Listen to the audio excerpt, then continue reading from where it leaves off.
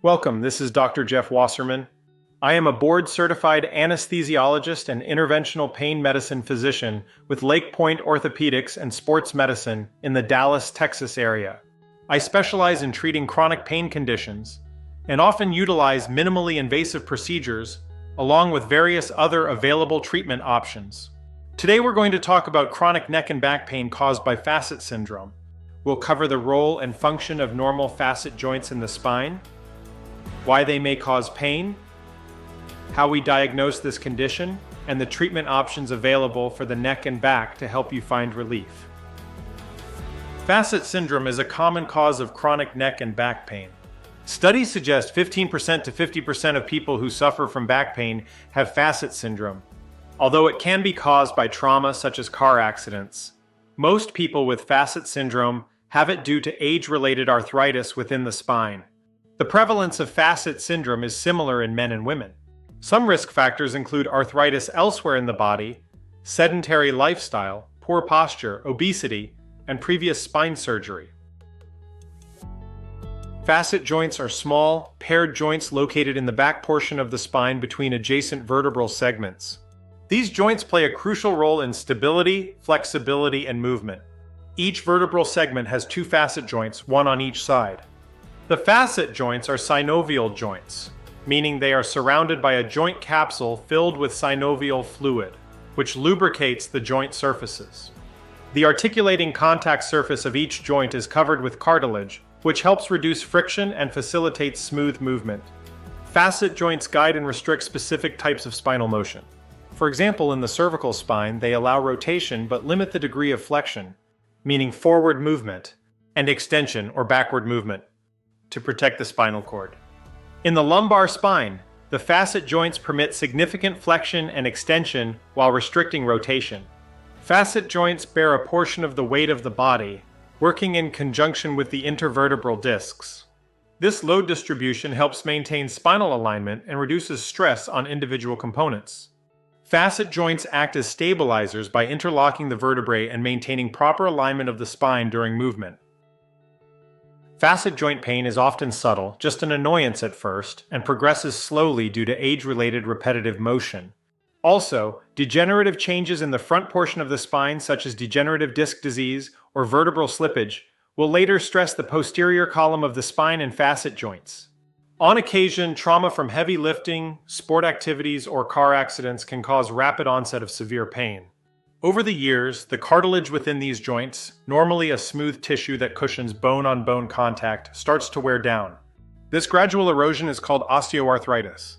Without adequate cartilage, bones begin to rub together, triggering painful inflammation in the joint. The resulting pain can be localized to the joint or radiate to nearby areas. The diagnosis of Facet syndrome is accomplished through a combination of medical history, physical exam findings, imaging studies, and diagnostic facet injections, sometimes referred to as facet blocks. A physician will ask about pain characteristics such as location, severity, and any aggravating or relieving factors. Pain is often described as localized to the back, but may radiate to nearby areas. The pain may be triggered by activities like twisting, bending backward, or prolonged standing. There may be a history of trauma, overuse, or arthritis elsewhere in the body that may point toward facet involvement. Physical exam findings include tenderness over the facet joints. There may be pain during specific movements, especially spinal extension and rotation. The neurologic exam is usually normal, although spinal nerves can also become damaged when facet joint enlargement from arthritis becomes severe. X-rays may show evidence of degenerative changes such as joint space narrowing, bone spurs, or enlargement of the facet joints. CT scans, computed tomography, offers high-resolution imaging of the bone structures and can better visualize spine joint abnormalities. MRI, magnetic resonance imaging, provides detailed views of soft tissues, including the facet joints, to detect inflammation or degeneration. To confirm the diagnosis, local anesthetic with or without steroid can be injected into the facet joints, or more commonly onto very small nerves that transmit pain signals from the joints, called medial branch nerves. This type of facet injection is called a medial branch nerve block and will be discussed in detail next. A diagnostic facet injection is used to confirm if the facet joints are the source of pain. Pain relief following the injection indicates that the joint is a source of pain. The procedure is performed as an outpatient procedure with or without sedation, with the patient placed face down on the procedure table. After injecting local anesthetic at the skin, a thin needle is placed using X-ray guidance down to the medial branch nerve that wraps around each facet joint. The medial branch nerve at the vertebral level above the target level is also injected since it sends a nerve branch down to the level below. The medial branch nerve transmits pain signals from the joint to the central nervous system, so a nerve injection or block should give the person several days of significant pain relief and improved spinal motion if the joint or joints in question are truly the cause of pain. 2 separate injections are required to diagnose and confirm the diagnosis. Rarely, injections are made into a facet joint directly, but this is usually performed when a facet joint cyst is present and thought to be the cause of pain. If a person has successful medial branch nerve facet injections, they usually proceed to a facet ablation procedure to obtain long-term relief. We will discuss that next. Treatment of Facet syndrome focuses on addressing the underlying cause through physical therapy, medications, weight loss, or in severe cases, interventional procedures like injections and facet ablation.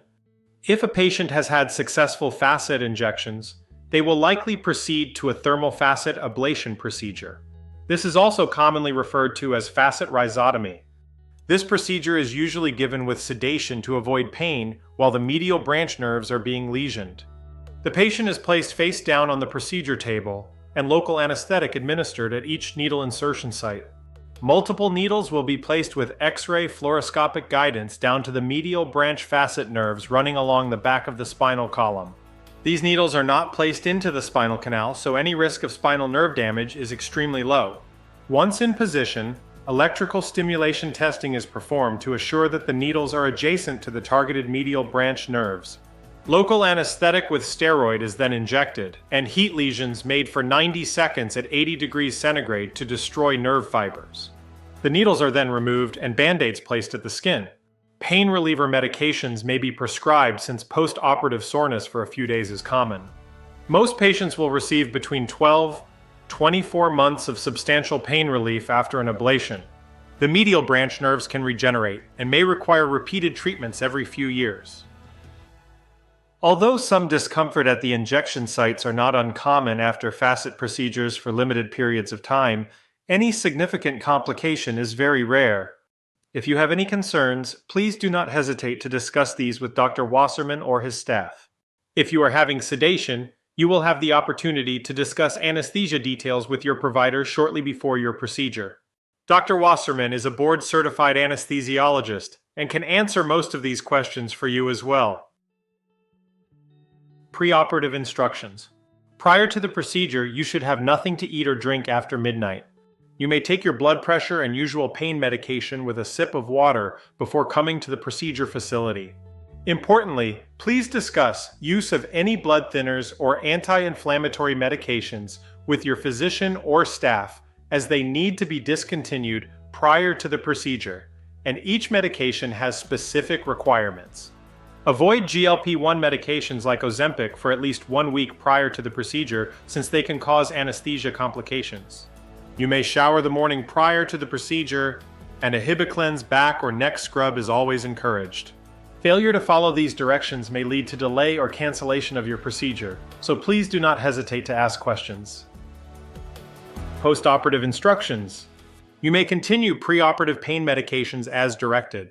Over-the-counter lidocaine patches like Salon Pas or Icy Hot can be helpful for postoperative discomfort. You may shower immediately after the procedure, but please do not sit in standing water or swim for 2 weeks to reduce risk of infection. You may gradually begin returning to normal activity within 7 days. Most patients will want to take 1 to 2 days off work after the procedure due to expected postoperative discomfort. Thank you for listening. I hope that you've learned you don't have to live in constant neck or back pain if you suffer from cervical or lumbar facet syndrome. With spine facet procedures, there's hope for a brighter, more active tomorrow. Let us help you take the first step toward the relief you deserve. Please contact us at Lake Point Orthopedics by email or by phone at 972-475-8914. Thank you and have a great day.